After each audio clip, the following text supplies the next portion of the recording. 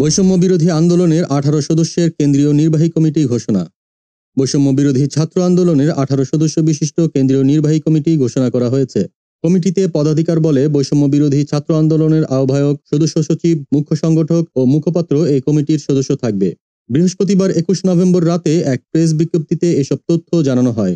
18 সদস্য বিশিষ্ট কেন্দ্রীয় নির্বাহী কমিটির সদস্যরা হলেন মোহাম্মদ মাহিন সরকার, রশিদুল ইসলাম রিফাত, নুসরাত তাবাসসুম, লুৎফর রহমান, আহনাফ সাঈদ খান, তারেকুল ইসলাম তারেক রেজা, তারিকুল ইসলাম, মোহাম্মদ মেহরাব হোসেন সিফাত, আসাদুল্লাহ আল গালিব, মোহাম্মদ রাকিব, সিনথিয়া জাহিন আয়েশা, আসাদ বিন রনি, নাইম আবিদিন, মাহমুদা সুলতানা রিমি, ইব্রাহিম নীরব, রাসেল আহমেদ, রফিকুল ইসলাম আইনি, মইনুল ইসলাম হাসনাত।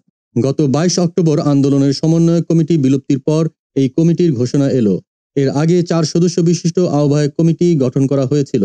আহ্বায়ক কমিটিতে আহ্বায়ক হিসেবে হাসনাত আবদুল্লাহ, সদস্য সচিব হিসেবে আরিফ সোহেল, প্রধান সংগঠক হিসেবে আবদুল্লাহ হান্নান মাসুদ এবং মুখপাত্র হিসেবে উমামা ফাতেমাকে অন্তর্ভুক্ত করা হয়। এখন পর্যন্ত আহ্বায়ক কমিটি সংগঠনের কার্যক্রম পরিচালনা করে আসছিল। ফ্যাসিস্ট হাসিনা সরকারের গুম, খুন, জুলুম, দমন, নিপীড়ন ও অবিচারের বিরুদ্ধে এক অটল সংগ্রামের প্রতীক হল বৈষম্য বিরোধী আন্দোলন। তাদের আহ্বানে, ত্যাগ ও তিতিক্ষার এই আন্দোলনে ছাত্র, যুবক, শ্রমিক সহ সমাজের বিভিন্ন স্তরের মানুষ যুক্ত হয়েছিলেন। দীর্ঘ এই লড়াইয়ে আন্দোলনকারীরা শান্তিপূর্ণ প্রতিবাদ থেকে শুরু করে কৌশলগত অবরোধ, মানববন্ধন ও জনসমাবেশের মাধ্যমে নিজেদের দাবি আদায়ে সোচ্চার ছিলেন।